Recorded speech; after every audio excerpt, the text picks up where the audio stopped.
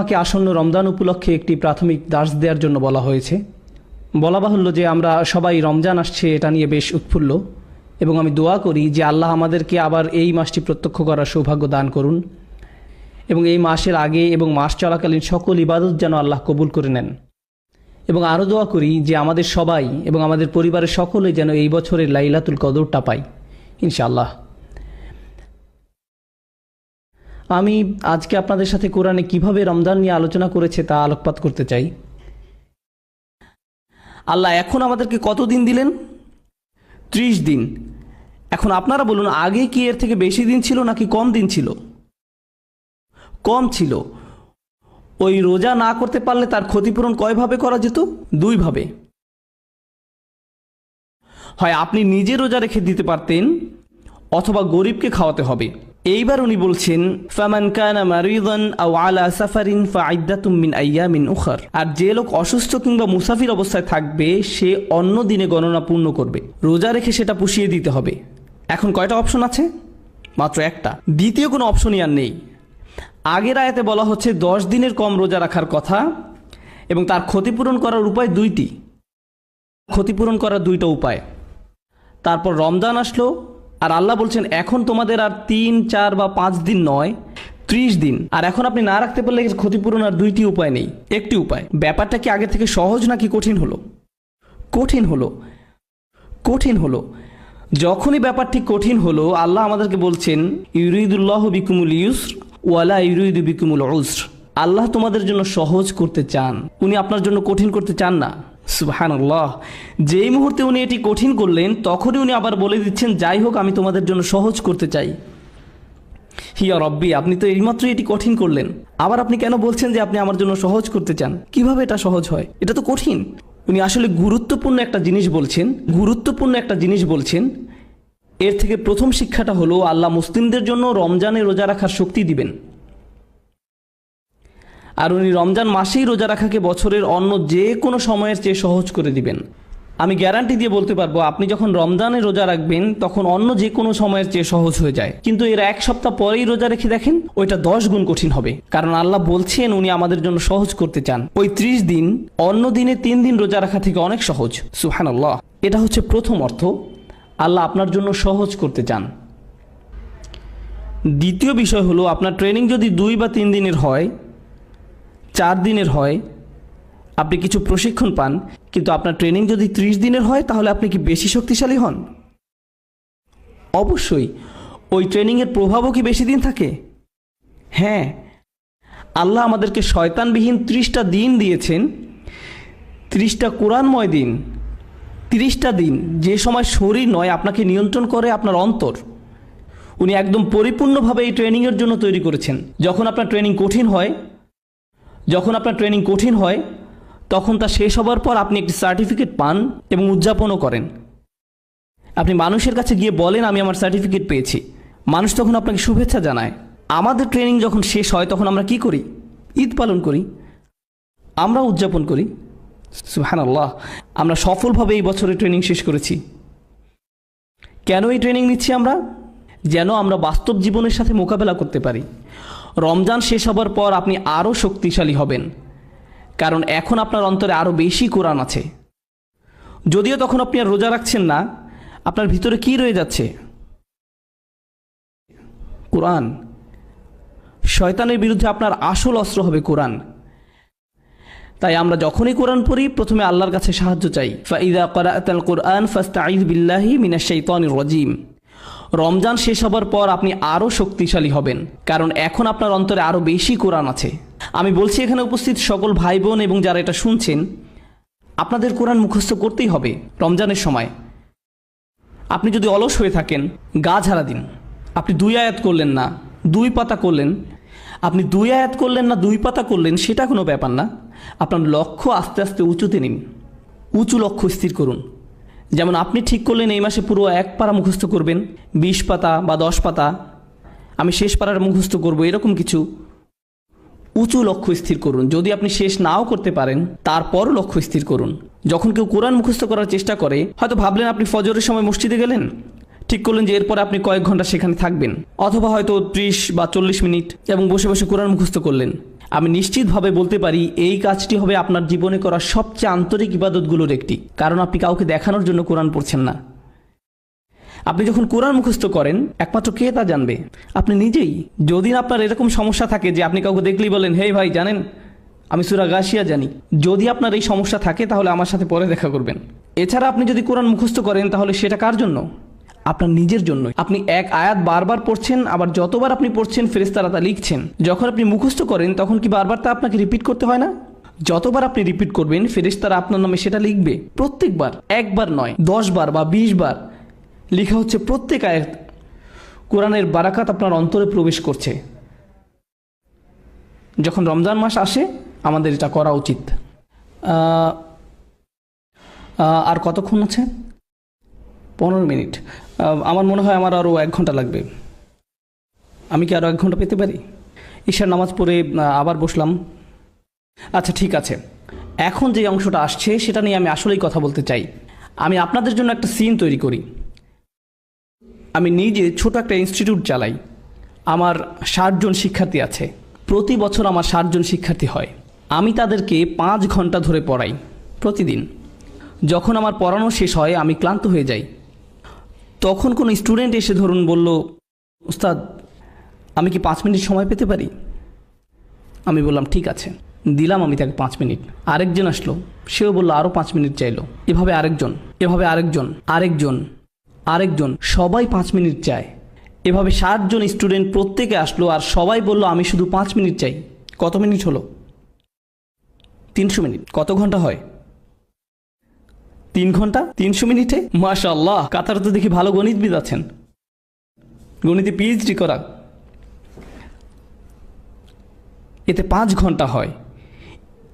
ইতিমধ্যে আমি পড়িয়েই প্রায় মৃত, আর এখন তো আমি আইসিইউতে। অথচ প্রত্যেক স্টুডেন্ট বলবে আমি তো শুধুমাত্র 5 মিনিটই নিয়েছি। এটা তো কোনো সময়ই হলো না। ধরুন এখানে 500 লোক আছেন অথবা তার বেশি।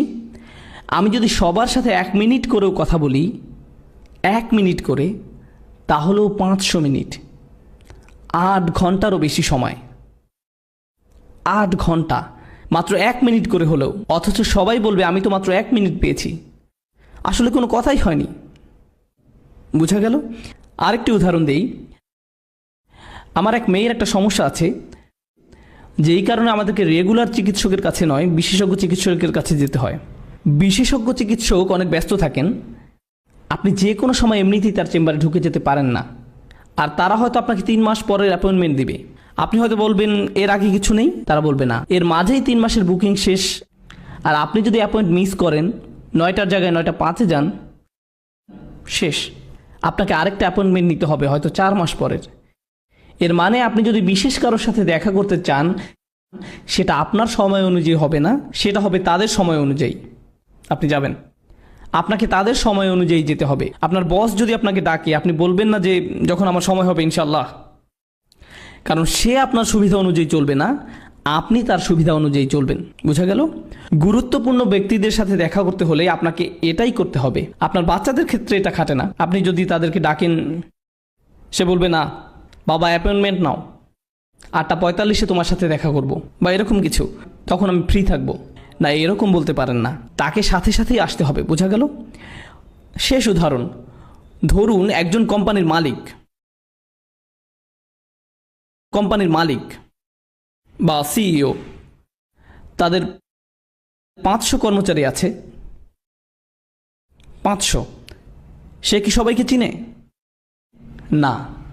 সে হয়তো কয়েকজন ম্যানেজারকে চিনে, তাদের আবার নিজস্ব টিম আছে, এরপর আরও একটা সাব টিম করা আছে, এরকম হয়তো 10 বা 15 জনকে চেনে। সবাইকে চেনে না। সবাই যদি তার কাছে একটা করে অনুরোধ করে, সে কি সেটার জবাব দিতে পারবে? না না, সে ওটা নিয়ে তেমন একটা চিন্তিতই হবে না। সে ভাবে এই লোক আবার কি, সিকিউরিটি গার্ড, আমার সেটা নিয়ে এত মাথা ব্যথা নেই। আমি হলাম সিইও, এই লোক আবার কে, অ্যাকাউন্টেন্ট, তাতে আমার কি, সে সামান্য একজন কর্মচারী। এখন এই আয়াতটি বোঝার চেষ্টা করুন। ওয়াইযা সাআলাকা ইবাদি আন্নী ফাইন্নী করিব। আমার দাস যখন আপনাকে আমার সম্পর্কে জিজ্ঞাসা করে, আমি তার একদম কাছেই। উজিবু দাওয়াতাদ দাঈ ইযা দাআন। যখন কেউ আমাকে ডাকে আমি তার ডাকে সাথে সাথে সাড়া দিই। আমি তোমাকে অপেক্ষা করাবো না, কখনোই নয়। তোমার কল ভয়েস মেইলেও পাঠিয়ে দিব না।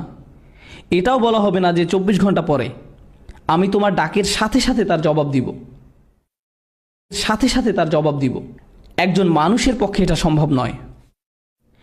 এমনকি যদি আমি আপনাকে অনেক ভালোবাসি, তারপরও আমার পক্ষে এটা সম্ভব নয়। আমি আমার মেয়েদেরকে অনেক ভালোবাসি, কিন্তু তারা যখন গাড়ির পেছনে বসে সবাই একসাথে কথা বলা শুরু করে, আমার পক্ষে কি সবাইকে জবাব দেওয়া সম্ভব হয়? না।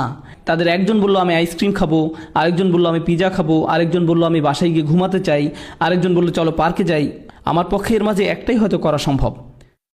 আমি সবার আবদার একসাথে মেটাতে পারবো না, আমার সেই ক্ষমতা নেই। যদিও আমি তাদেরকে ভালোবাসি, আমাকে বলতে হবে আমি দুঃখিত, আমার পক্ষে সম্ভব নয়। আল্লাহ তার রসুল সাল্লাল্লাহু আলাইহি সাল্লামকে বলছেন, যখন তারা আমার সম্পর্কে জানতে চায় আমি খুব কাছেই আছি। যখন তারা ডাকবে আমি তখনই ডাকে সাড়া দিব। আমি তাদের দুয়ার জবাব যখন চাইবে তখনই দিব। যখন তারা ডাকবে আমি তখনই ডাকে সাড়া দিব। বাচ্চাদের কান্নায় আপনাদের বিরক্ত হওয়া ঠিক নয়। বোন, আপনার বাচ্চা যদি কান্না করে সমস্যা নেই, অন্য বোনেরা তার দিকে তাকানো বন্ধ করুন। ওনার দিকে তাকানো বন্ধ করুন। সুন্দর লাইট বা অন্য কিছু দেখুন। জ্বলন্ত চোখে তার দিকে তাকাবেন না। আর আপনার বাচ্চা যদি অনেক বেশি কান্না করে তাহলে বাইরে থেকে ঘুরে আসুন। এগুলোই আমার শর্ত। মায়েরা যে প্রোগ্রামে আসে এতে আমাদের খুশি হওয়া উচিত। এটা সহজ নয়। সন্তান প্রতিপালন কঠিন কাজ। তারা যে এখানে এসেছেন এতে আপনাদের খুশি হওয়া উচিত। আল্লাহ এই মা ও তার সন্তান সহ সকল সন্তানদের মাঝে এবং তাদের জীবনে বারাকা প্রদান করুন।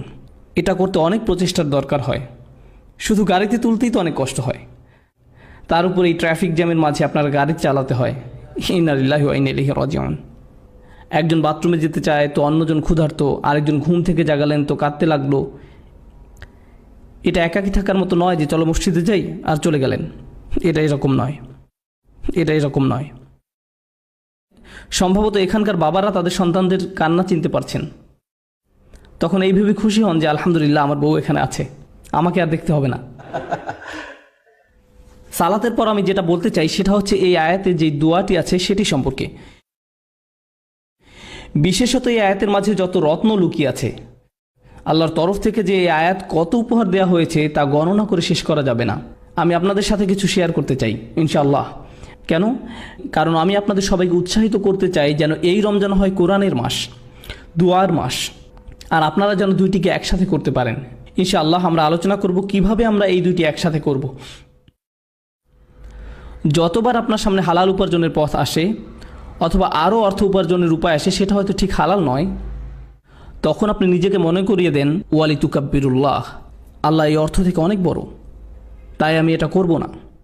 প্রতিবার আপনি যখন ঘুমে থাকেন আর ফজরের আজান দেয়, শয়তান আপনাকে চেপে শুয়ে রাখতে চায়। শয়তান আপনাকে বলবে আরও 5 মিনিট। তখন আপনি নিজেকে বোঝান 5 মিনিট, আমি এখন প্রথম রাকাত ধরতে পারবো না, কোনো ব্যাপারই না, যখন ইচ্ছা তখনই ঘুম থেকে উঠে যাওয়া আমার জন্য কোনো ব্যাপারই না। এরপরে যে জিনিসটা আপনি জানেন সেটা হলো সকাল 10টা। যখন এরকম হয় তখন আপনি বলুন ওয়ালি তুকাব্বিরুল্লাহ, আল্লাহ আমার থেকে বড়, আমার ঘুমের থেকেও আল্লাহ বড়। এটার অর্থ এটাই, আল্লাহকে সবচেয়ে বেশি প্রায়োরিটি দেওয়া। আমার নিজের আকাঙ্ক্ষা, আমার নিজের সালা, আমার নিজের অলসতা, নিজের লালসা, নিজের ক্ষুধা, লোভ, এগুলো থেকেও আল্লাহকে বেশি প্রায়োরিটি দেওয়া জীবনে। এটাই হচ্ছে রমজানের ট্রেনিং। ওয়ালি তুকাব্বিরুল্লাহ আলা মা হাদাকুম ওয়া লাআল্লাকুম তাশকুরুন। আর আয়াতটি শেষ হলো এইভাবে যেন আমরা কৃতজ্ঞ হতে পারি। প্রশ্ন হলো কিসের জন্য কৃতজ্ঞ? আয়াত শুরু হয়েছে রমজান মাস, আর এই মাসেই কোরআন নাজিল হয়েছে। অর্থাৎ প্রথমে যে নিয়ামতের জন্য আমরা আল্লাহর কাছে কৃতজ্ঞ থাকবো সেটা কি? কোরআন। যেন আপনি কোরআনকে সত্যিকারের কদর করতে পারেন। এই দেখে ধরুন আমি আপনার বাসায় গেলাম আর আপনাকে একটা উপহার দিলাম, এই দেখো আমি এটা তোমার জন্য কিনেছি। আমি হয়তো আপনার জন্য ছোট একটা ক্রিস্টালের জিনিস কিনেছি। পাকিস্তানিরা আবার ক্রিস্টালের জিনিস খুব পছন্দ করে। আপনি বললেন বাহ, এটা তো খুব সুন্দর, ধন্যবাদ। তারপর দূরে ছুঁড়ে ফেলে দিলেন। এটা কি অপমানজনক নয়? আমি আপনাকে একটা উপহার দিলাম আর আপনি কি করলেন? আমার সামনেই ধন্যবাদ দিয়ে সেটা ছুঁড়ে ফেলে দিলেন। অথবা ধরুন আমি বললাম হেই, আমি তোমার জন্য একটা বই কিনেছি, মনে হয় তুমি পছন্দ করবে। আপনি এক টুকরো কাপড় নিলেন এবং সেটাকে পেঁচিয়ে একেবারে ফ্রিজের উপরে তুলে রাখলেন। আমি এইভাবে রাখার জন্য আপনাকে বইটি দেইনি। কেন দিলাম বইটি আপনাকে? যেন আপনি এটা পড়তে পারেন। আপনি এই উপহারের জন্য সন্তুষ্ট নন, বুঝলেন? আল্লাহ বলছেন যেন তোমরা কৃতজ্ঞ হতে পারো, যেন আপনি এমনভাবে কোরআন কদর করতে পারেন যেমন আপনি আগে করেননি। রমজান যখন শেষ হয়ে যাবে তখন মনে হবে আপনি কোরআনের সাথে একটা নতুন সম্পর্ক গড়লেন। আপনি এটাকে কখনোই আর সরিয়ে রাখতে পারবেন না। সব সময় মনে হবে এর থেকে আরও কিছু জানতে হবে। আল্লাহ আমাদেরকে তার সাথে যোগাযোগের একটা সরাসরি লিঙ্ক দিয়েছেন। অন্য কোনো ধর্মে সেটা নেই, অন্য কোনো ধর্মে নেই। সালাতে আমরা যেটা অনুভব করি সেটা হচ্ছে আল্লাহর সাথে সরাসরি যোগাযোগ। আক্ষরিক অর্থেও সালাতের অর্থ হচ্ছে যোগাযোগ। আক্ষরিকভাবেও এটা যোগাযোগই বোঝায়। আর আল্লাহর যে কালাম আমরা সালাতে পড়ি তা দিয়ে হয় আমাদের সেই যোগাযোগ। এটা হচ্ছে আসমান থেকে জমিনে আল্লাহর প্রসারিত একটি দড়ি। আপনি সব সময় চাইবেন আরও বেশি পড়তে। কোরআনের সাথে আপনার যোগাযোগ যত বেশি হবে, আল্লাহর সাথে আপনার যোগাযোগ তত ভালো হবে। কোরআনের সাথে আপনার যোগাযোগ যত কম হবে, আল্লাহর থেকে আপনি তত দূরে সরবেন। এটা একটা প্রতিষ্ঠিত সত্য। আমাদের পুরো জীবনের একটা লক্ষ্য থাকতে হবে যে আমরা যেন এই বইয়ের আরও কাছে যেতে পারি। আর কেউ কখনোই বলতে পারে না যে তার কোরআনের কাছাকাছি, কেউ না। এটা এমন একটি সমুদ্র যা শেষ হবার নয়। আমি বলতে পারবো না আলহামদুলিল্লাহ এই লেকচার আপনাদের জন্য, আমার জন্য নয়। আসলে আগে আমার নিজের জন্যই, তারপরে আপনাদের জন্য বলছি আমি। কারণ আপনি যত গভীরে যাবেন যে আমি তো কিছুই জানি না, আমার আরও দরকার, আরও। এখন আসছে দোয়ার আয়াতটি। সুবহানাল্লাহ, এর প্রত্যেকটি শব্দ প্রথমে শুরু করি ইদা দিয়ে। ও ইদা সাআলাকা ইবাদি আন্নি, অর্থাৎ ইদা দিয়ে শুরু হয়েছে। ইদা অনুবাদ করা হয় যখন, আরবি এবং ইংলিশ দুইটাতেই একটা পার্থক্য আছে, যখন এবং যদির মাঝে। আমি চাই যে আপনারা যখন এবং যদির পার্থক্যটা বুঝুন। যদি এর আরবি হচ্ছে ইন। আল্লাহ বলেননি যে যদি আমার বান্দা আপনাকে জিজ্ঞেস করে আমার ব্যাপারে, বরং বলেছেন যখন জিজ্ঞেস করে। ধরুন একজন মায়ের কথা যার ছেলে আর্মিতে গেছে এবং সে যুদ্ধও গেছে। অনেক দিন মায়ের সাথে কোনো যোগাযোগ নেই, কোনো কল বা ইমেইল, কিছুই না। মায়ের তো অবশ্যই ছেলের কথা মনে পড়বেই। মা কি বলবে? যখন আমার ছেলে আসবে তখন আমি খুশি হব? নাকি বলবে যদি আমার ছেলে আসে আমি খুশি হব? সে বলবে যখন আমার ছেলে আসবে তখন আমি খুশি হব। বলেন যখন। আপনি তখন যদি বলেন না, বলবে না যে যদি ছেলে আসে তাহলে আমি খুশি হব।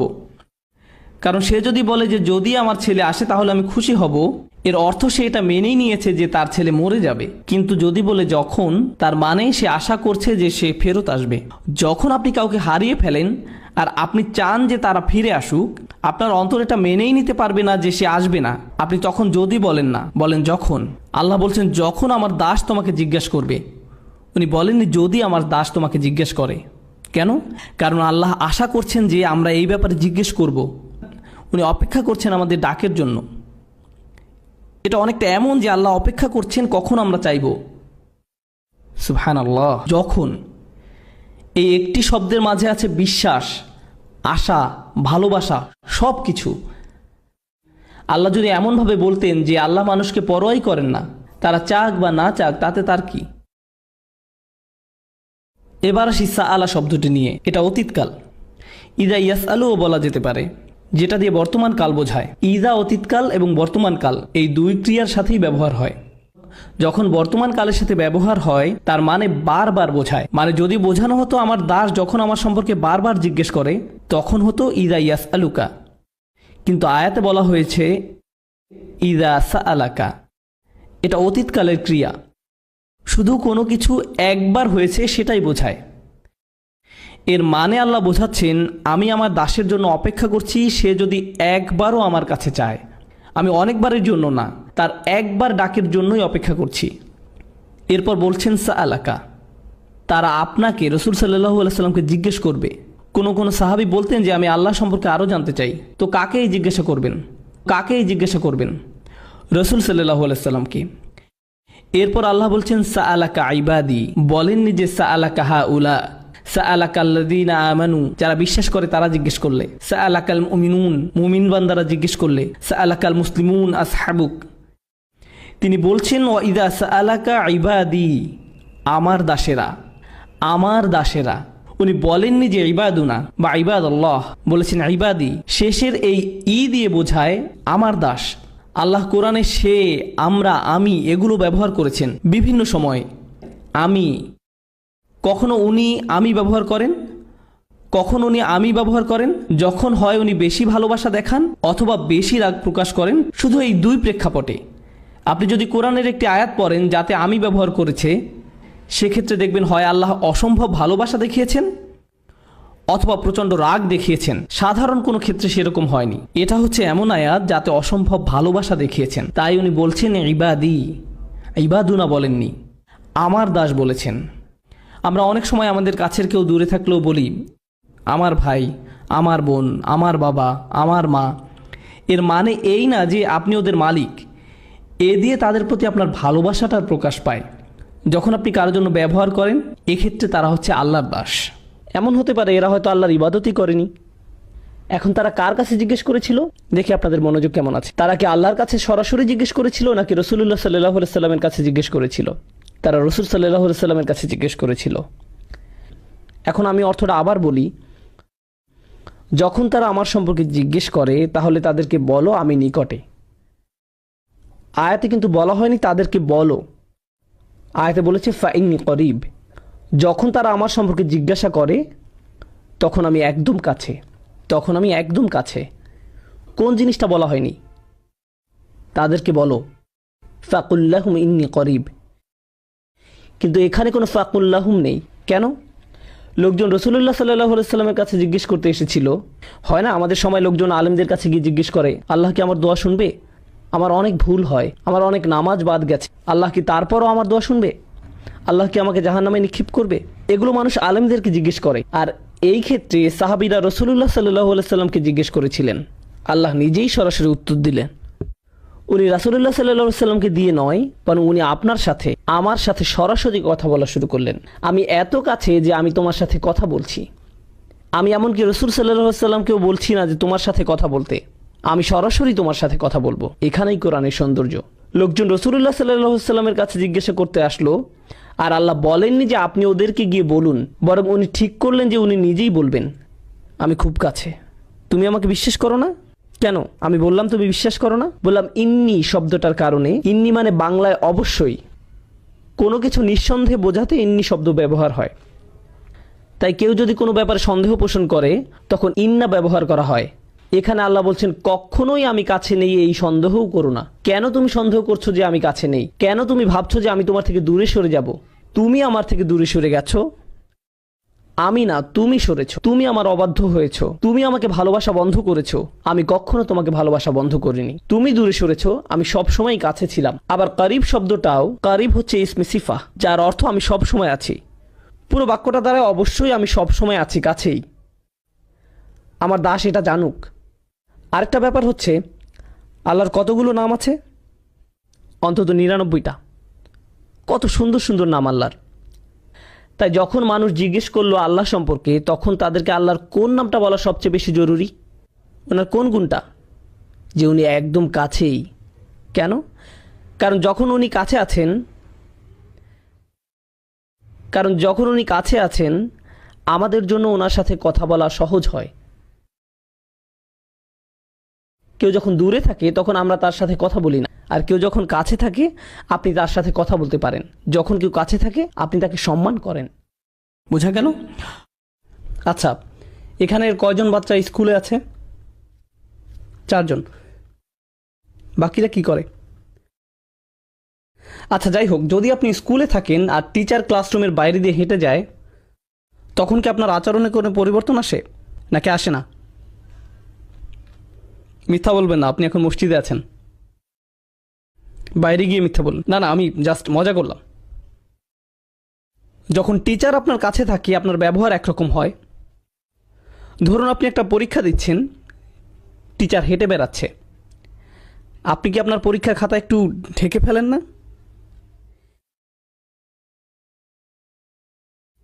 এমনকি ছায়া দেখলেও কেঁপে ওঠেন। বিশেষত উনি যদি আপনার টেবিলে হাত রাখে আর আপনার খাতার দিকে তাকিয়ে একটু মালাকুল মাউত। আমি আমার স্টুডেন্টদের সাথে এরকম করি, কারণ আমি তাদেরকে মানসিকভাবে টর্চার করতে পছন্দ করি। এটাই টিচিংয়ের সবচেয়ে বড় মজা।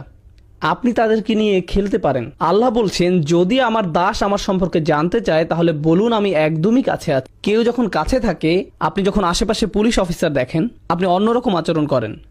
আপনি যখন দেখেন আপনার বস পাশে আছে, যখন জানেন টিচার কাছে আছে, আপনি ভিন্ন আচরণ করেন। যখন আপনি দেখেন আপনার মা পাশে আছে, বন্ধুদের সাথে ভিন্নভাবে কথা বলেন।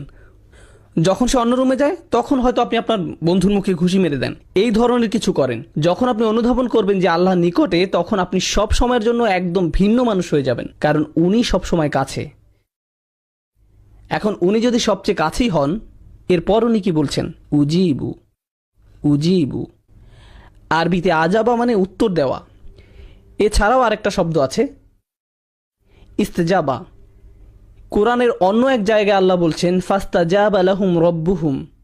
তিনি আজাবা লাহুম বলেননি, তিনি বলেছেন ফাস্তাজাবা লাহুম। তাদের প্রভু তাদের ডাকে সাড়া দেন। দেখা যাচ্ছে দুইটা শব্দ আছে আরবিতে, আজাবা আর ইস্তেজাবা। আজাবা আর ইস্তেজাবা। আজাবা দিয়ে বোঝায় যেটা সাথে সাথে হবে। যখন আপনি কোনো দেরি করা ছাড়াই কাউকে জবাব দেন, সেটাকে বলা হয় ইজাবা। আর যখন আপনি সময় নিয়ে জবাব দেন, সেটাকে বলা হয় ইস্তেজাবা। আল্লাহ বলছেন উজিবু। এর মানে উনি কিভাবে দোয়ার উত্তর দেন? সাথে সাথে, কারণ উনি সবসময় কাছে। কেউ কেউ দোয়া করে আর বলে কখন আল্লাহ জবাব দিবেন, কখন আল্লাহ সাহায্য আসবে, আমি অসুস্থ, কখন আল্লাহ আমাকে সুস্থ করবেন, আমি চাকরি পাচ্ছি না, কখন আল্লাহ চাকরি দিবেন, আমার বিয়ে হচ্ছে না, কখন আল্লাহ আমার বিয়ে দিবেন, আমার মা একের পর এক বিয়ের প্রস্তাব নাকচ করছেন, কখন আল্লাহ তার অন্তরটা পরিবর্তন করবেন, এর নাক লম্বা, তার চোখ বেশি ছড়ানো, এ জানে না কিভাবে ঠিকমতো চা বানাতে হয়, এসব করে আমার বিয়ে হচ্ছে না, আমার মা সব নষ্ট করে দিচ্ছে, ইয়া আল্লাহ কেন আমার মা এরকম। আর আল্লাহ কি বলছেন? তিনি কখন সেটার জবাব দিবেন? সাথে সাথে। ও আরেকটা কথা, এগুলো সব রমজানের আয়াত, তাই না? তাই আপনি যদি সত্যি সত্যি চান আল্লাহ সাথে সাথে আপনার দোয়ার জবাব দিবেন রমজানে, আর আপনি যদি চান যে আল্লাহ আপনার কাছে আসবেন, তাহলে আগে নিজে আল্লাহর কাছাকাছি হন, বেশি বেশি কোরআন পড়ুন, আর তারপর দোয়া করুন। কোরআন পড়ুন আর দোয়া করুন। রমজানে আপনার এরকমটাই করা উচিত। যখন আপনি বেশি বেশি দোয়া করা শুরু করবেন, তখন রমজান মাসটা উপভোগ করা শুরু করবেন। রমজানের আনন্দটাই হচ্ছে দোয়ার মাঝে। অর্থাৎ উনি বলছেন উজিবু, আমি জবাব। তারপর উনি বলছেন দাওয়াতা দায়। কি শক্তিশালী শব্দচয়ন। পূর্বে বলেছিলাম কোরআন মজিদে আমি কখন ব্যবহার করা হয়, মনে আছে? অনেক বেশি ভালোবাসা এবং অনেক বেশি রাগ প্রকাশ করার সময়। এখানে কোনটা? অনেক বেশি ভালোবাসা। এখন কার দোয়ার জবাব দেওয়া হয়? আপনি ভাবতে পারেন যে অনেক বেশি দোয়া করে তার। আমি বছরে একবার দুইবার দোয়া করি। যখন আপনার পরীক্ষা থাকে তখন দোয়া করেন ইয়া আল্লাহ আমার পরীক্ষা, আমিন। এখন কার দোয়ার জবাব দেওয়া হয়? অথবা গাড়ি চালানোর সময় লাল বাতি অতিক্রম করে গেলেন আর বিশাল জরিমানা দিতে যাচ্ছেন, তখন দোয়া করেন এই বলে ইয়া আল্লাহ ক্যামেরা এবং লাইসেন্স প্লেটের মাঝে কভার সৃষ্টি করে দাও, আমি যেন অথরিটি থেকে কোনো মেসেজ না পাই, ইয়া আল্লাহ। তখন আপনার আল্লাহকে স্মরণ হয়। কেউ যদি অনেকবার দোয়া করে তাহলে দোয়া শব্দটি ব্যবহার হয়, কিন্তু কেউ যদি শুধু একবার দোয়া করে সেটা প্রকাশ করতে ব্যবহার করা হয় দাওয়াতুন। দাওয়াত শব্দটি শেষে তা মারবুতা নির্দেশ করে যে এটা একমাত্র একবার ঘটে। যেমন দরাবায়ের অর্থ হলো প্রহার করা, কিন্তু দরাবাত মানে একবার প্রহার করা। আকালা মানে খাবার, কিন্তু আকালাত অর্থ একবারের খাবার। তা মারবুতা এটাকে একবারের জন্য বানিয়ে দেয়। আল্লাহ বলছেন দাওয়াত দায়, প্রার্থনাকারীর একবারের প্রার্থনাতেও আমি সারা। লোকটি মাত্র একবারই দোয়া করলো, আল্লাহ বললেন না যে সারা বছর কোথায় ছিলে, তুমি জীবনে কখনো সালাত করনি, মাত্র একবার দোয়া করলে। ফাইন করিব, ভুলে যাও যে তোমার ডাকে সাড়া দিব। আপনি যদি কোনো অফিসের কর্মচারী হন আর বছরে মাত্র একবার অফিসের নিজের চেহারা দেখালেন, আপনার চাকরি থাকবে না। তারা বলবে কে আপনি? আমি এখানে চাকরি করি। কখন? আমি গত বছর চাকরি পেয়েছি।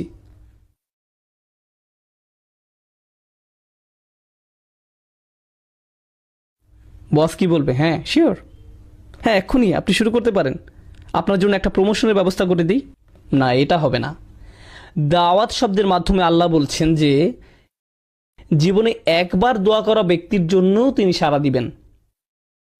নিজেকে এটা বলে বোঝাবেন না যে আমার তো দাড়ি নেই, নিজেকে এটা বলে বোঝাবেন না যে আমার তো দাড়ি নেই, আল্লাহ আমার ডাকে সাড়া দিবেন না।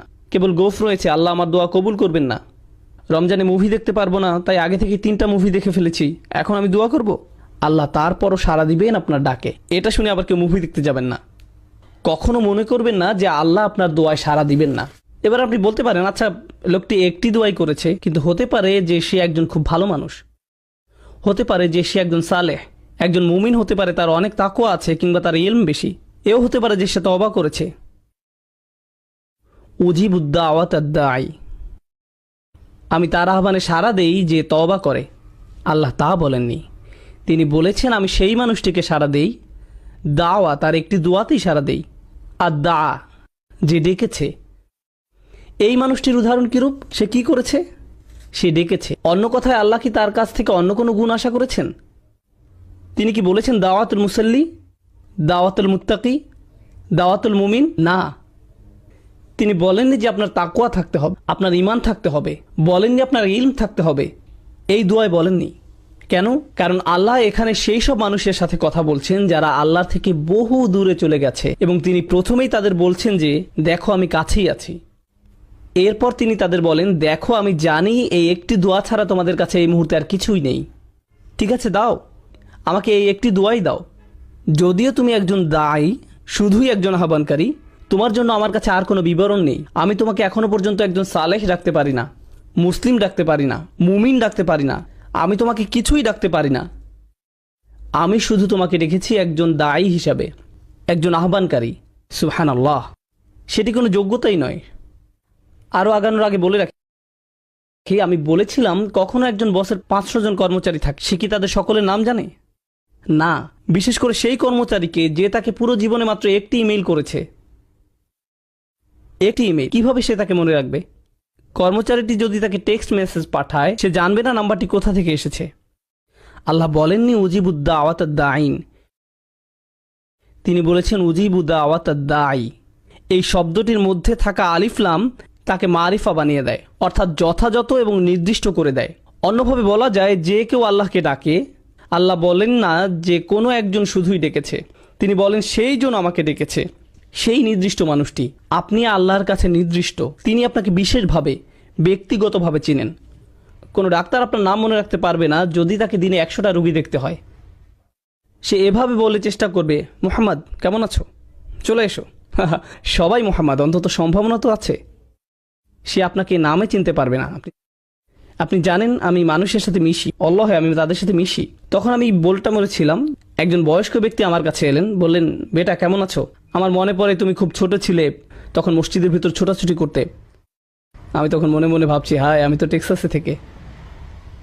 কিন্তু মুখে বললাম জি আমার মনে আছে। আমি কথা চালিয়ে গেলাম। আল্লাহ আজ্জা ওয়া জাল্লা নির্দিষ্ট রূপ পর্যন্ত চিনেন। আপনি হয়তো বলবেন কোম্পানির সিইও কিভাবে আমার নাম জানবে? আমি তো শুধুই একজন নিরাপত্তা কর্মী। তার অবস্থান কত উঁচুতে আর আমি কত নিচু পর্যায়ে। কিভাবে একজন প্রেসিডেন্ট তার দেশের একজন অধিবাসীকে চিনবে? কিভাবে এটি সম্ভব? আপনারা সবাই যদি আমার কাছে এসে নিজেদের নাম বলেন, আমার কি মনে থাকবে? আমি জানি না, সত্যি আমি জানি না। কারো কাছে যদি আমার ফোন নাম্বার থাকে, প্লিজ কেউ ফোন নাম্বার নেবেন না, কিন্তু যদি থেকে থাকে, যদি আমাকে একটা SMS পাঠান আর আমার কাছে নাম্বারটি সেভ করা নেই, আমি কি জানবো এটা কে পাঠিয়েছে? আমি জানবো না কে পাঠিয়েছে। যখন আপনি আল্লাহকে ডাকেন, আল্লাহ বিশেষভাবে আপনাকে জানেন এবং তিনি তৎক্ষণাৎ আপনাকে সাড়া দিতে চান। তিনি আপনার সাথে তখনই নতুন সম্পর্ক শুরু করতে চান। গতকাল যা হয়েছে তা হয়ে গেছে, আজ থেকে শুরু করুন। আপনি আজই মুসলিম হয়ে উঠুন, আজ থেকেই আল্লাহকে ডাকতে থাকুন। উজিবু দাওয়াত আদ-দাঈ। এবার যে প্রশ্নটি আপনাদের আগে করেছিলাম, যে সমস্যাটি আপনাদের দিয়েছিলাম, সেটা ছিল যে ধরুন আপনি একজন গুরুত্বপূর্ণ মানুষের সাথে দেখা করতে চান, সেটি কার শিডিউল হবে? আপনার নাকি গুরুত্বপূর্ণ ব্যক্তির? গুরুত্বপূর্ণ ব্যক্তিটির। শিক্ষামন্ত্রীর সাথে দেখা করতে চাইলে আপনি তার মন্ত্রণালয়ে হেঁটে গিয়ে তাকে বলবেন না যে হেই চলুন আপনার সাথে আমার 1 মিনিট কথা আছে।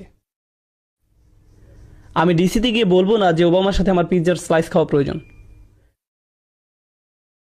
আপনি এমনি এমনি প্রেসিডেন্টের কাছে যেতে পারবেন না। আপনি যদি একজন কর্মচারী হন, যেমন কেউ যদি আগে মাইক্রোসফটে কাজ করত যখন বিল গেটস ছিল, আপনি বলবেন হেই বিল আমার সাথে পিৎজা খাবে? আপনি সেটা করবেন না, আপনার জন্য তার সময় নেই। আল্লাহকে ডাকার ভালো সময় কোনটি? মানুষ বলে কোন সময়টি আল্লাহর কাছে দোয়া করার জন্য উত্তম? মানুষ তাই বলে। আর অবশ্যই আমরা রমজান নিয়ে কথা বলছি। তিনি কি বলেন এই ব্যাপারে? তিনি বলেন উজিবু দাওয়াত দাঈ ইজা, যে কোনো সময় দানি, যখনই সে ডেকেছে, যখনই তুমি আমাকে ডাকবে তখনই আমি তোমাকে সাড়া দিব। সকালে ডাকো আমি সাড়া দিব, বিকেলে ডাকো আমি সাড়া দিব, ঘুমোতে যাওয়ার আগে ডাকো আমি সাড়া দিব। সুবহানাল্লাহ। এটি সম্পূর্ণ আয়াত নয়, এটি আয়াতের প্রথম অংশ। আমি তোমাকে সাড়া দিব যখনই তুমি আমাকে ডাকবে, এটি আল্লাহর আহ্বান। এটা কিভাবে হয় যে আমরা এই আহ্বানকে উপেক্ষা করে যাই? কিভাবে একজন মানুষ আল্লাহর বাণী শুনে দোয়া না করে থাকতে পারে? আমি বুঝতে পারি না। তারপর তিনি বলেন, এতক্ষণে আমি তোমাকে আহ্বান করলাম, আমার আহ্বান হলো আমি তোমার কাছেই আছি, আমি যে কোনো সময় তোমার ডাক শুনতে প্রস্তুত। যদিও তুমি একবার দোয়া করো, তারপরও আমি তোমার কথা শুনব। দোয়া ছাড়া তোমার আর কোনো ইসলামিক গুণ না থাকলেও আমি তা শুনব। তবে তোমার কি করা উচিত? আল্লাহ আপনার জন্য এত সব করছেন, আপনি তার জন্য কি করবে? তিনি বলেন ফালিয়াস্তাজিবু লি। আগে দুইটা শব্দের কথা বলেছিলাম, আজাবা আর ইস্তেজাবা। ইস্তেজাবা মানে হলো উত্তর দেওয়ার চেষ্টা করা। কেউ আমাকে বললো, ভাই আপনার সাথে লাঞ্চ করতে চাই, আমি বলবো আমি সময় বের করতে চেষ্টা করব। আমি জানি না আমি এটা পারবো কিনা। চেষ্টা করার মানে আপনি সফল হতেও পারেন, আবার ব্যর্থও হতে পারেন। আল্লাহ বলেন ফালিয়াস্তাজিবু লি, তাদের অন্তত আমাকে সাড়া দেওয়ার চেষ্টা করা উচিত। তোমরা আমার কাছে কিছু জিনিস চাইছো, আল্লাহ বলেন তোমরা আমার কাছে ভালো চাকরি চাইছো, স্বাস্থ্য কামনা করছো, তোমাদের সন্তানদের নিরাপদে রাখতে বলছো, তোমাদের বাবা মায়ের জন্য আমার কাছে চাইছো, একটা বাড়ি চাইছো, তোমরা আমার কাছে সব কিছু চাইছো। আমিও তোমাদের কাছে কিছু আশা করছি। আমার চাওয়া বিষয়গুলোর ব্যাপারে তোমরা কি করবে? ফালিয়াস্তাজিবু লি, তাদের উচিত আমার ডাকে সাড়া দেয়া, তাদের উচিত আমাকে সাড়া দেয়া। এখন ব্যাপারটি হলো ফাতিহায়, সূরাতুল ফাতিহা, আমরা আল্লাহর কাছে কি চাই কেউ জানেন? আমরা চাই পথ প্রদর্শন, কিন্তু আল্লাহ আমাদের কাছে কি চান? ইবাদাহ। ইয়াকা নাবুদু ওয়া ইয়াকা নাস্তাইন। নাস্তাইন মানে আমরা সাহায্য চাই, কিন্তু আল্লাহর কাছে কিছু চাইবার আগে আমরা তার জন্য কি করব? আমরা তার জন্য কি করব? ইয়াকা নাবুদু, তিনি আমাদের জন্য কি করবেন? ইস্তিআনা, তিনি আমাদের সাহায্য করবেন। তাহলে আপনি আল্লাহর জন্য কি করবেন সেটা প্রথমে আসা উচিত, আর দ্বিতীয়ত আসবে আপনি নিজের জন্য যা চান। কিন্তু রমজানের এই আয়াতগুলোতে তিনি বলেন আমি তোমাকে সাড়া দিব যখনই তুমি আমাকে ডাকবে। এরপরে তিনি বলেন তোমার উচিত আমাকে সাড়া দেয়া। তিনি বলেননি আমাকে সাড়া দিলে পরে আমি তোমাকে সাড়া দিব। সুবহানাল্লাহ। এমনকি তিনি নিজেকে দ্বিতীয় পজিশনে রেখেছেন, এবং এই আয়াতে প্রথমে রেখেছেন আপনাকে আর আমাকে, তিনি নিজেকে রেখেছেন দ্বিতীয় পজিশনে। ফালিয়াস্তাজিবু লি, তাদের উচিত আমার প্রতি সাড়া দেয়া, খাঁটে ঈমান আনা, আমাকে প্রকৃত রূপে বিশ্বাস করা তাদের উচিত। লাআল্লাহুম ইয়ারশুদুন, যাতে তারা সরল পথে পরিচালিত হতে পারে, তারা যেন নিজেদের বদলে নিতে পারে। সুবহানাল্লাহ। রমজানের এই কিছু আয়াত আপনাকে পরিবর্তন করে দিতে পারে, রমজান সম্পর্কে আপনার দৃষ্টিভঙ্গি সম্পূর্ণ বদলে দিতে পারে। আমরা যদি এই কয়েকটি আয়াতই শুধু অনুধাবন করি, এদের প্রতিফলন ঘটাই, তবে কোরআনের সাথে, দোয়ার সাথে, আল্লাহর সাথে আপনার যে সম্পর্ক তৈরি হবে তা রমজানের পরবর্তীকালীন সময়ের জন্যও সম্পন্ন হয়ে যাবে। এই সকল জিনিস আপনার অন্তরে গেঁথে দিতে হবে। আলোচনার শেষে আমি আপনাদেরকে কিছু বাস্তব পরামর্শ দিতে চাই। এখন আমি কিছু বাস্তব চিত্র তুলে ধরতে চাই, যে জিনিসগুলো আপনাদেরকে খুঁজে বের করতে হবে। রমজান মাস থেকে আমরা আসলে কি পেতে চাই? রমজান মাস থেকে আমরা আসলে যেটা পেতে চাই, রোজা রাখার উদ্দেশ্য হচ্ছে তাকওয়া অর্জন করা, আর রমজান মাসের উদ্দেশ্য হচ্ছে তিনটি। 30 দিনের ট্রেনিং শেষ করা, আল্লাহর মহত্ব ঘোষণা করা, আল্লাহর কৃতজ্ঞতা প্রকাশ করা। ওয়ালিতুকাব্বিরুল্লাহ আলা মা হাদাকুম ওয়ালিতুকমিলুল ইদ্দাহ ওয়ালিতুকাব্বিরুল্লাহ আলা মা হাদাকুম কুম তাশকুরুন। রমজানের 3টি গোল। এখন আমি আপনাদেরকে বলি তাকওয়ার পথে মূল বাধা কি হতে পারে। আপনারা যেখানে বাস করছেন, যেমন কাতার, দুবাই, খালিজ, আরব বিশ্ব বা মুসলিম বিশ্বের মাঝে, আপনার জন্য, আপনার সন্তানের জন্য সবচেয়ে ভয়ের ব্যাপার হচ্ছে বস্তুবাদ। এটাই সবচেয়ে বড় ভয়। আপনি আর আপনার সন্তান গাড়ি বলতে অজ্ঞান, ব্র্যান্ডের কাপড়, ব্র্যান্ডের ফোন, ইলেকট্রনিক পণ্য, নতুন মুভি, নতুন নামানো গান, মার্কেটে ঘুরে বেড়ানো, ফেসবুক, নিজের কমেন্টে কত লাইক পেলেন, এই সব জিনিস নিয়ে আপনি ডুবে আছেন। আপনার পুরো জীবনের অর্থই এগুলো, আর কিছু নয়। আর এটাই দুঃখজনক, কারণ আল্লাহ সাক্ষী, এই উম্মার তরুণরা হচ্ছে সবচেয়ে সম্ভাবনাময়। যখন এই উম্মার তরুণরা কোরআনকে অন্তরে ধারণ করবে, তারা দুনিয়া পাল্টে দিতে পারবে। সত্যি দুনিয়াটা তখন অসম্ভব সুন্দর একটা জায়গা হবে, যদি শুধু এই উম্মার তরুণরা জাগতে পারে। কিন্তু উম্মার তরুণ প্রজন্ম আইফোন 5, স্যামসাং গ্যালাক্সিটা, আইপ্যাড, ফেসবুক নিয়েই বুঁদ হয়ে আছে। এই জিনিসগুলোই খুব ভালো কাজেও ব্যবহার করা যায়, কিন্তু মনে রাখতে হবে এই জিনিসগুলো এক একটা অভিশাপে পরিণত হতে পারে। তলোয়ার শত্রুর দিকে তাক করে রাখলে সেটা ভালো, কিন্তু নিজের দিকে তাক করে রাখা খারাপ। এটা একদম সত্যি। এই জিনিসগুলো খুবই ভালো জিনিস। আমি কতবার ফেসবুক ব্যবহার করেছি জানেন? একবারও না। হ্যাঁ, সেখানে আমার ছবি আছে, আমার উক্তিও হয়তো আছে, কিন্তু আমি নিজে কখনো সেটা ব্যবহার করিনি।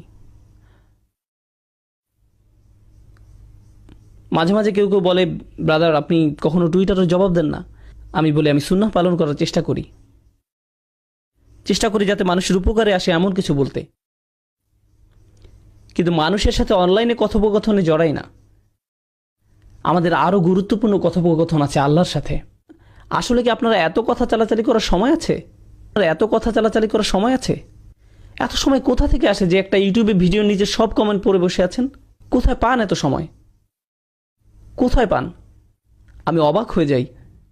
তাই আমাদের নিজেদেরকে আগে এসব থেকে বের হয়ে আসতে হবে। বিশেষত রমজানের সময় আমাদের যত সম্ভব এসব গ্যাজেট থেকে দূরে থাকতে হবে। আপনার ফোনের গেমস অ্যাপসগুলো মুছে ফেলুন। রমজানে সেগুলো মোবাইল থেকে সরিয়ে ফেলুন। আপনি হয়তো বলবেন ঠিক আছে, আমি পরে আবার ডাউনলোড করব। তাও করুন। বোনেরা, এখনই ফেসবুক থেকে বের হন। আমি দেখছি না, কিন্তু যাই হোক, বের হন ফেসবুক থেকে। আপনাদের ডিভাইস থেকে নিজেকে দূরে রাখুন। এটা আপনাকে করতেই হবে। বস্তুবাদ আমাদেরকে ধ্বংস করে ফেলেছে, আর আমি বলছি যে এর থেকে পরিত্রাণ পাওয়ার সহজ উপায় হলো আল্লাহর কালামটা বোঝা। একদম নিজের মাঝে আল্লাহর কালামকে বোঝা। আপনি যতই নিজের সাথে আল্লাহর কালাম বোঝা শুরু করবেন, আপনি ততই আর বস্তুবাদে আগ্রহী থাকবেন না। তা দিয়ে তখন আর আপনার আত্মার ক্ষুধা মিটবে না। আপনি শূন্যতা অনুভব করবেন। খালি কোরআন থেকে আনন্দ পাওয়ার চেষ্টা করুন, যেটা আগে করেননি। আপনি যখন কোরআন পড়েন তখন আপনি আল্লাহর সাথে কথা বলেন, তাই না? আর বেশি কি চাই আমরা? এখন আপনাদেরকে বিশেষভাবে কিছু বাস্তব পরামর্শ দিব, যদিও বস্তুবাদের এই সমস্যা সর্বত্রই। কিন্তু আমি খেয়াল করেছি মার্কেটে বা এই ধরনের জায়গায় সবাই পঙ্গপালের মতো ছুটছে। আমি তাদের উপর রাগ করি না, খালি আমার যেটা মনে হয় সেটা হলো তাদের হাতে কোরআন তুলে দেইনি।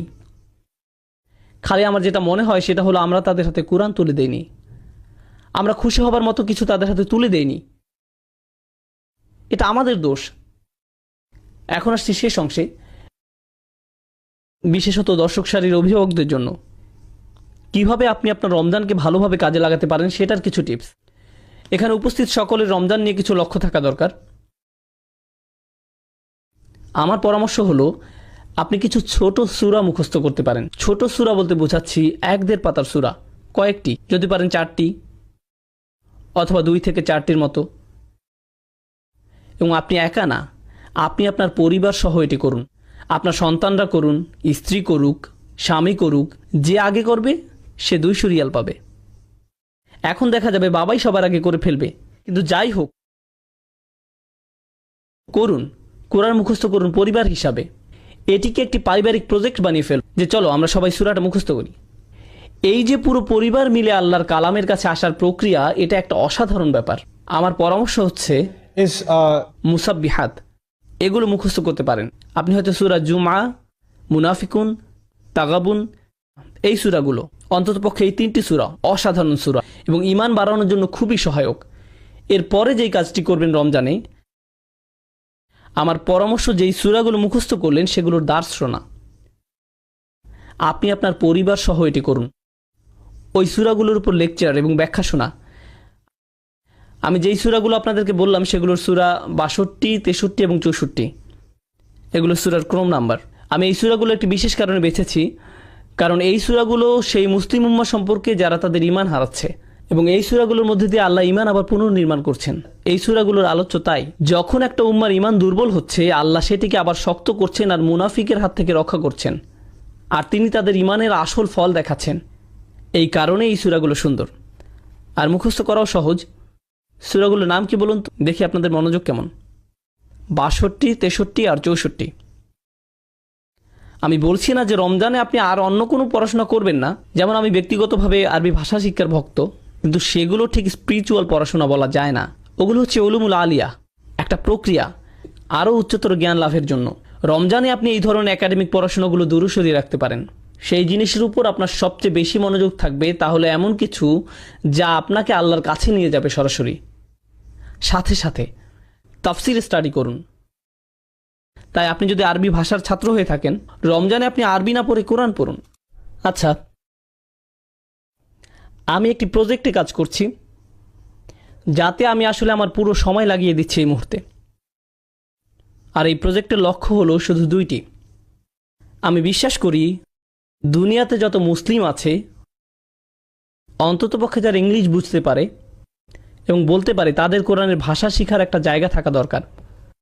শুধু প্রাথমিক লেভেলেই নয়, খুব অ্যাডভান্স লেভেলের। এটা আমার লক্ষ্য এবং বিশ্বাস। এটা আমার বিশ্বাস যে প্রতিটা মুসলিমের কাছে তা পৌঁছাবে। আর দ্বিতীয়ত হচ্ছে, প্রত্যেক মুসলিমের কোরআনের ব্যাখ্যা শোনার একটা সুযোগ থাকা দরকার। আমি কি বললাম? শোনা, পড়া নয়। আমি কি বললাম? শোনা। কেন শোনাটা গুরুত্বপূর্ণ? কারণ আপনি যখন কিছু শোনেন সেটা মনে থাকে বেশি, আর যখন আপনি কিছু পড়েন কি হয়? আপনি ভুলে যান।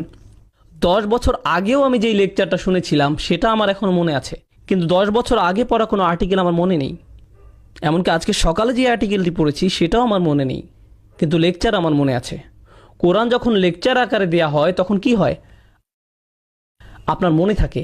আজকে বাড়িতে যাবার পর যখন আপনি রোজার আয়াতগুলো পড়বেন, তখন আমি যা বলেছি তার অনেক কিছুই আপনার মনে পড়বে, কারণ আপনি শুনেছেন। আমি যদি আমার লেকচারে একটা প্রিন্ট আউট দিয়ে পড়তে বলি, তাহলে কি হবে? আপনার মনে থাকবে না। যদি আমরা চাই যে উম্মাহ কোরআনের কাছাকাছি আসুক, তাহলে আমাদেরকে কোরআনের ব্যাখ্যাটা তাদেরকে অডিও ভিডিও আকারে মানুষের কাছে পৌঁছাতে হবে, যেন মানুষ শুনতে পারে এবং মনে রাখে। এটা একটা মিশন, এবং এটা অবশ্যই মিশন হবার দাবি রাখে। আলহামদুলিল্লাহ, এই মিশনের প্রথম ধাপটা শেষ হয়ে গেছে। আমি কোরআনের একদম প্রাথমিক তাফসিরের প্রজেক্টটা শুরু করেছিলাম, বলা যায় যেখানে কোরআনের অনুবাদের সাথে সহজ ভাষায় তার ব্যাখ্যা করা হবে, যাতে পুরো পরিবার একসাথে বসে আল্লাহর কালাম শুনতে পারে এবং কিছু শিখতে পারে। এটার নাম হচ্ছে কভার টু কভার প্রজেক্ট। এটা শেষ হয়েছে আলহামদুলিল্লাহ, এবং অনলাইনে পোস্ট করা হয়েছে। আমি আপনাদেরকে বলেছি সূরা নাম্বার 62, 63 আর 64 মুখস্থ করতে। এরপর আমি যেটা চাই সেটা হচ্ছে আপনারা ওয়েবসাইটে যান এবং এই 3টি সূরার দুরূদ শুনুন। এই সূরাগুলো লেকচারগুলো আছে ওয়েবসাইটে, 2, 3, 4 বার শুনুন। 2, 3, 4 বার শুনুন, যতক্ষণ না এই সূরার বার্তাগুলো আপনার মাথার ভিতরে গেঁথে যাচ্ছে। এরপর যখন আপনি নামাজে দাঁড়াবেন আর ওই সূরাগুলো পড়বেন, আপনি বলা যায় প্রকৃত অর্থে আল্লাহর সাথে যোগাযোগ স্থাপন করবেন। কারণ আপনি আয়াত মুখস্থই শুধু করেননি, আপনি জানেন এর অর্থ কি, নিজের পক্ষে কি অর্থ বোঝাচ্ছে তার কিছুটা হলেও আপনার এবং আপনার পরিবারের মাঝে থাকবে। তাই যখন আপনি বাসায় আছেন, কোনো কারণে হয়তো মসজিদে আসতে পারেননি, আর বাসায় আপনি সালাতে ইমামতি করছেন, আর আপনি তখন ওই সূরাটি তেলাওয়াত করছেন, আপনার পুরো পরিবার বুঝতে পারবে, আপনার পুরো পরিবার খুশুর সহিত নামাজ পড়বে। ওই ওয়েবসাইটের লিঙ্কটা হচ্ছে bayyinah.tv। বানান না পড়লে আমি বলে দিচ্ছি, আপনারা ফোন বের করে লিখে রাখুন। আমি জানি আপনাদের সেলফোন আছে, মজা করবেন না।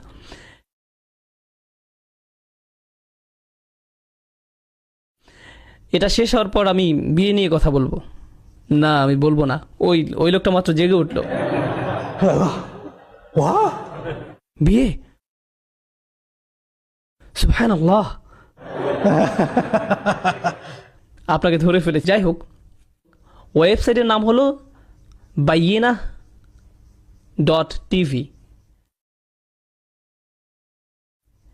আপনি সূরা জুমা, তাগাবুন আর মুনাফিকুন এর দুরূস ওখান থেকে শুনতে পারবেন।